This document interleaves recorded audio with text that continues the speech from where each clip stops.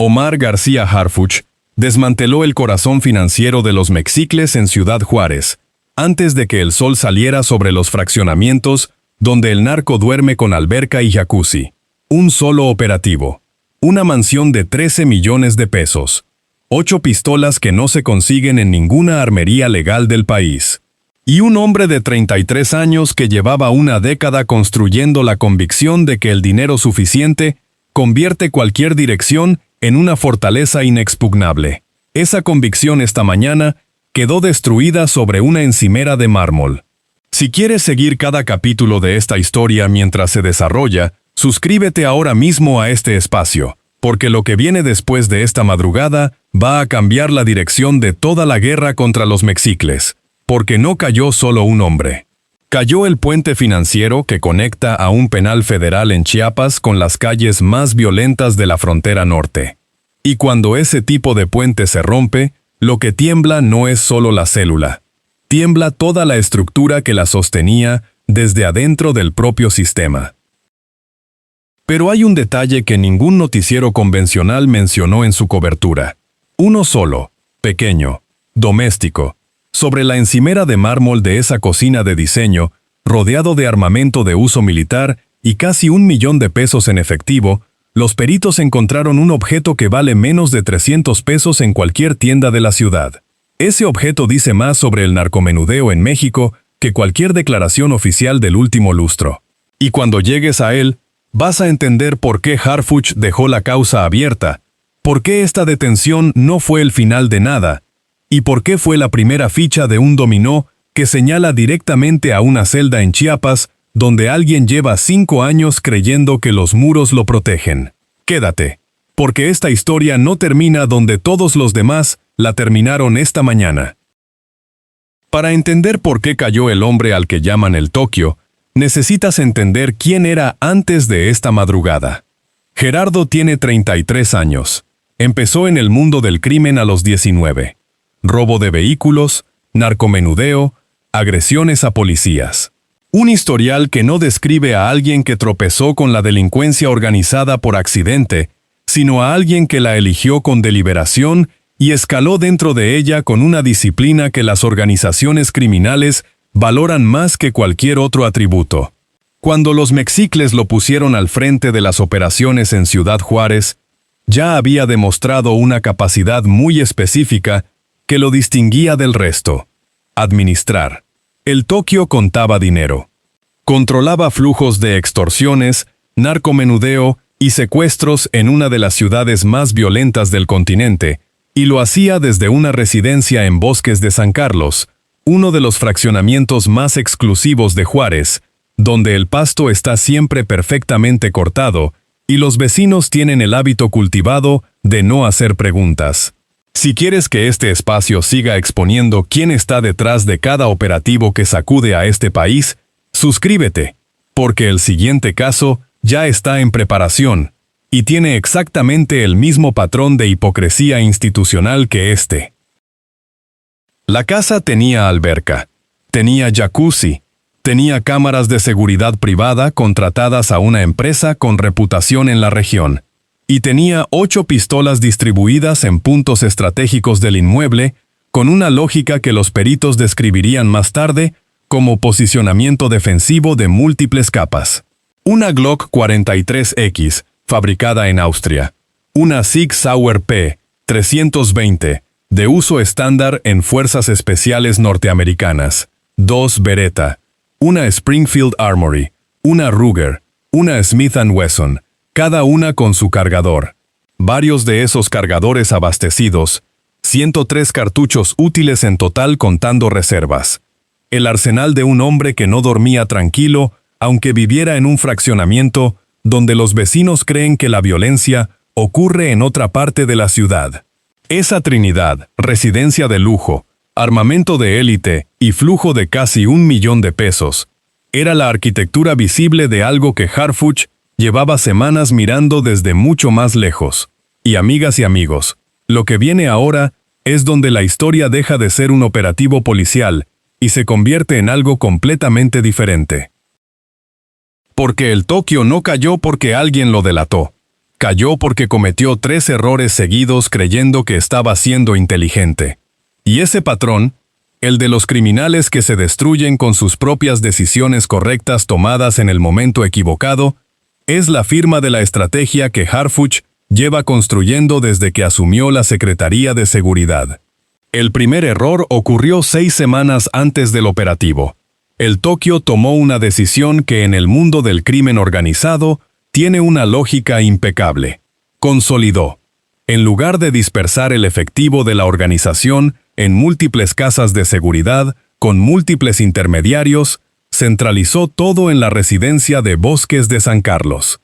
Menos manos, menos filtraciones, menos variables fuera de control. La decisión era racional, completamente racional. Lo que el Tokio no calculó fue que esa consolidación generó un patrón de movimientos financieros que los analistas de inteligencia de la Agencia Estatal de Investigación llevaban monitoreando desde enero de 2026. Depósitos irregulares en negocios de la zona. Transferencias que no correspondían a ninguna actividad comercial registrada. Una alerta silenciosa que encendió un foco en la Fiscalía y abrió la causa penal 510/2026. Primer error. Primer hilo. Y como bien lo sabes, un solo hilo es todo lo que un equipo de inteligencia necesita para empezar a jalar hasta que todo se deshace. El segundo error llegó 10 días antes del operativo. Y aquí es donde la historia da un giro que ningún análisis convencional anticipó.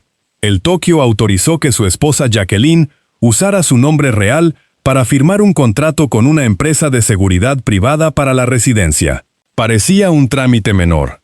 La empresa era completamente legítima, el servicio era real, el pago era perfectamente normal. Nada que levantara sospechas en una revisión ordinaria. Pero esa empresa ya estaba en la base de datos de la Agencia Estatal de Investigación. 3 propiedades cateadas previamente en Chihuahua habían contratado exactamente al mismo proveedor. El nombre de Jacqueline, la dirección exacta de la residencia y la causa penal 510 quedaron conectados en una sola línea en el sistema de inteligencia de la Fiscalía. Una firma, un contrato, una dirección. Eso fue todo lo que faltaba para cerrar el mapa completo. Y mientras eso ocurría, el Tokio seguía administrando el flujo de los mexicles desde su cocina de diseño sin saber que cada movimiento que hizo para hacer más eficiente la organización lo estaba dibujando con mayor precisión sobre los análisis de inteligencia de Harfuch. Esto es exactamente lo que destruye a los que creen que son más inteligentes que el sistema. Y lo que viene después lo confirma de una forma que no deja lugar a ninguna duda. El tercer error lo cometió la noche anterior al operativo. Alrededor de las 11 de la noche del lunes, el Tokio recibió un mensaje de un contacto advirtiendo movimientos policiales inusuales en la colonia. Lo evaluó, consideró sus opciones con toda la información disponible, y decidió quedarse. La lógica, otra vez, era impecable. Mover 836,000 pesos en efectivo de madrugada era considerablemente más peligroso que confiar en 8 armas, cámaras de seguridad privada y los muros de una residencia de 13 millones de pesos. Además, su contacto podía estar equivocado.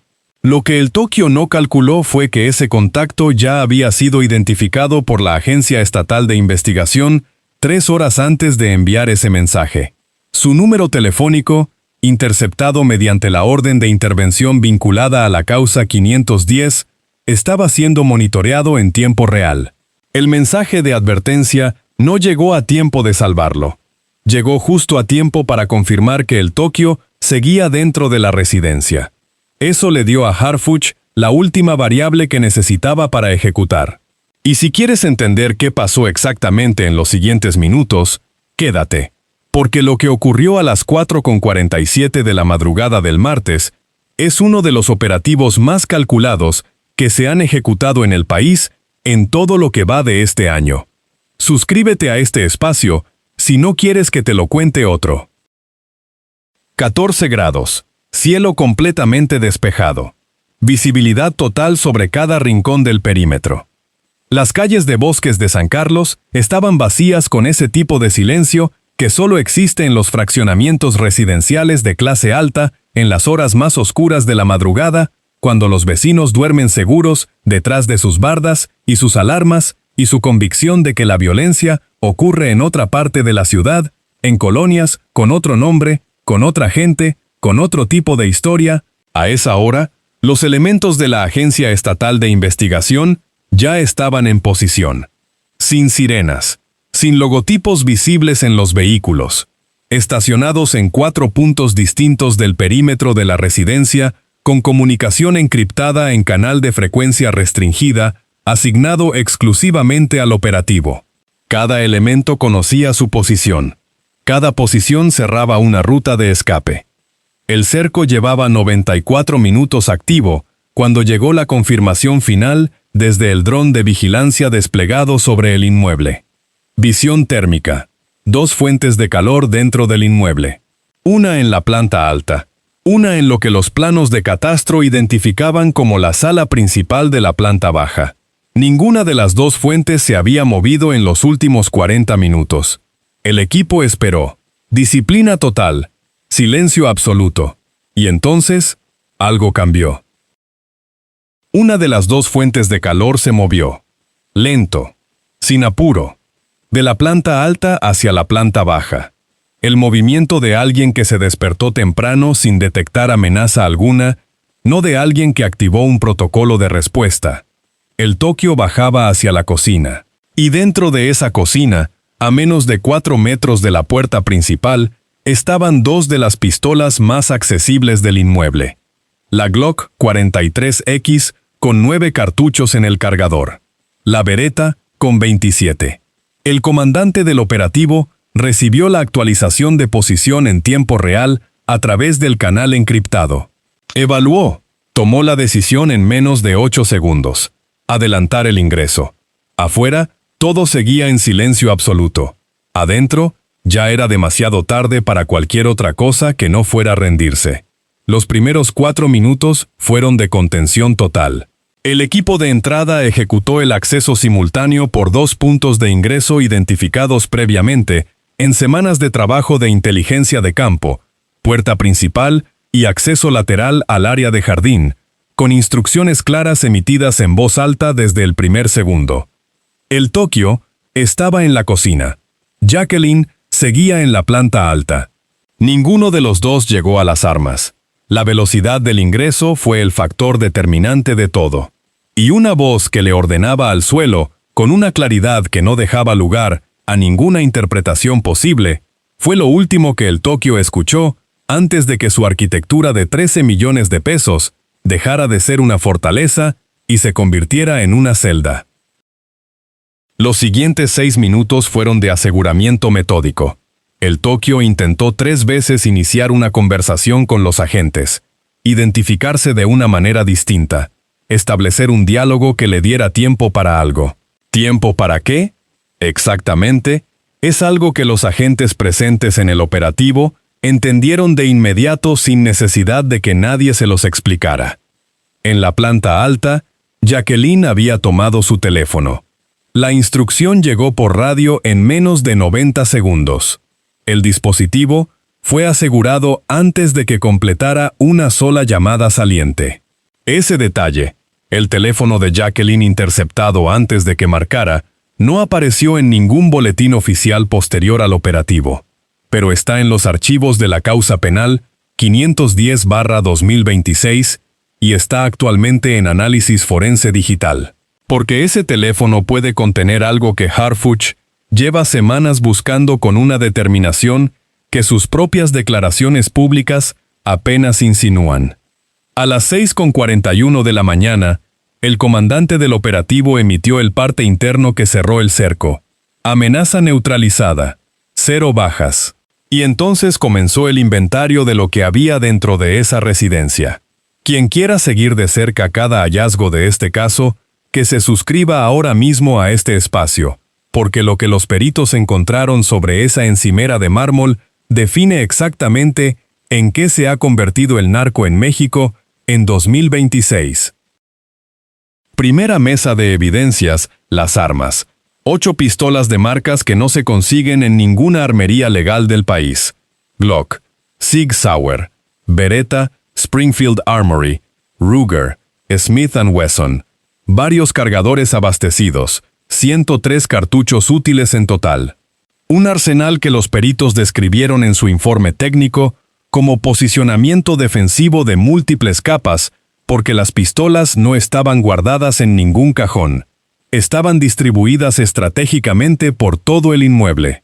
Una en el buró del cuarto principal, una en el closet adyacente, una en el baño contiguo, 2 en la cocina a menos de 4 metros de la entrada. Eso no describe a alguien que guarda armas por precaución doméstica. Eso describe el esquema operativo de alguien que vive en posición de combate activo con vista al club campestre del fraccionamiento más exclusivo de Juárez. Segunda mesa. El dinero. 9,703 billetes. El conteo final arrojó 836,250 pesos mexicanos más 410 billetes en dólares americanos. 606 dólares en total. Ese efectivo era el flujo de operación semanal de una célula que administra extorsiones, narcomenudeo y secuestros en una ciudad fronteriza.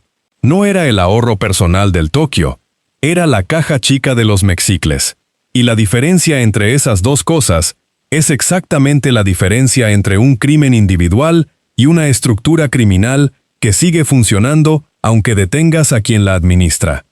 Aquí lo vemos claro, y lo que viene ahora es el detalle que nadie quiso contar.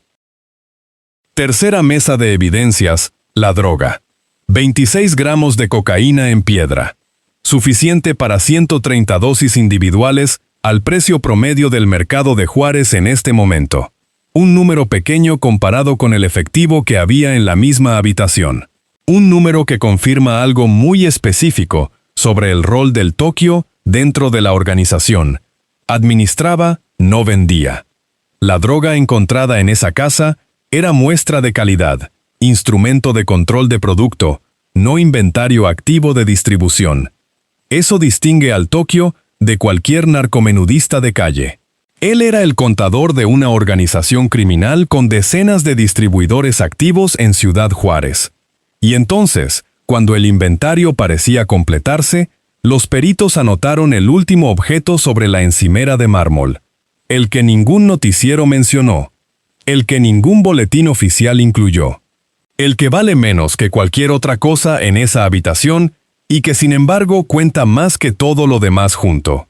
Una báscula gramera, color gris, plástico, pantalla digital, marca genérica sin ninguna distinción. Valor comercial, menos de 300 pesos en cualquier tienda de Ciudad Juárez esta misma tarde. Ese objeto, sobre la encimera de mármol de una cocina de diseño rodeada de armamento de uso exclusivo en fuerzas especiales y casi 1 millón de pesos en efectivo, es la imagen más honesta de lo que es el narcomenudeo en México en 2026. Una industria tan normalizada, tan completamente integrada al tejido doméstico de las familias que la operan, que sus herramientas de trabajo son absolutamente indistinguibles de las de cualquier otra cocina del país. Una báscula para pesar gramos de cocaína al lado de una cafetera de diseño importado, en una residencia de 13 millones de pesos, en el fraccionamiento más exclusivo de la ciudad. Ese detalle pequeño cuenta una historia enorme. Y mientras el Tokio era trasladado a disposición del Ministerio Público de la Federación, con las manos esposadas, y sin emitir ninguna declaración, en un penal federal del estado de Chiapas, ocurrió algo que ninguna cámara grabó, y que ningún boletín mencionará hoy. El arquitecto recibió la noticia, y aquí es exactamente donde este operativo deja de ser la historia de una captura y se convierte en la historia de un mensaje enviado a una celda. Suscríbete a este espacio si quieres estar aquí cuando ese mensaje reciba respuesta, porque este caso tiene capítulos que todavía no se han escrito. Jesús Eduardo Soto Rodríguez, alias El Lalo, alias El Arquitecto, máximo líder de los mexicles. Lleva 5 años preso en un penal federal de máxima seguridad y 5 años completos operando como si los muros de ese penal fueran simplemente decoración de fondo. Desde 2020, dirige extorsiones, secuestros y narcomenudeo en Ciudad Juárez, con una capacidad de control que desafía cualquier lógica penitenciaria que cualquier institución de este país quiera defender públicamente. El Tokio era su operador financiero en la frontera, la persona que mantenía activo el puente entre las instrucciones del arquitecto desde Chiapas y las operaciones en el terreno de Juárez. Esta madrugada, ese puente quedó cortado de forma abrupta y definitiva. Harfuch tiene la causa penal activa, con evidencias en proceso de análisis. Tiene el patrón completo de movimientos financieros que llevó a la detección del Tokio semana a semana durante meses. Tiene el dispositivo telefónico de Jacqueline en análisis forense digital con toda la información que ese aparato pueda contener. Y tiene los documentos físicos encontrados en el interior de la residencia que deliberadamente no forman parte del boletín oficial, porque todavía están siendo procesados por los equipos de inteligencia de la Secretaría. El arquitecto sigue esta noche en su celda de Chiapas. Cuando le llegó la confirmación de que el Tokio había caído, hizo una sola cosa. Marcó otro número. Eso es lo único que puede hacer desde donde está. Eso es también exactamente lo que Harfuch estaba esperando que hiciera desde el momento en que autorizó el operativo de esta madrugada. 13 millones de pesos en residencia, 8 pistolas de uso militar, una báscula de 300 pesos sobre la encimera de mármol. Y en algún lugar entre esos 3 objetos está la respuesta a la pregunta que define todo este caso y que ningún boletín oficial ha formulado con esa claridad. Harfuch cerró un cerco esta mañana, detuvo al operador financiero de los mexicles, aseguró todas las pruebas disponibles, emitió 4 oraciones sin ningún adjetivo, que fueron un mensaje de guerra con coordenadas precisas y destinatario identificado. Y en esa celda de Chiapas, el arquitecto escuchó el mensaje, marcó otro número y movió su siguiente pieza sobre el tablero. La báscula sigue esta tarde sobre la mesa de los peritos. La causa 510 sigue activa.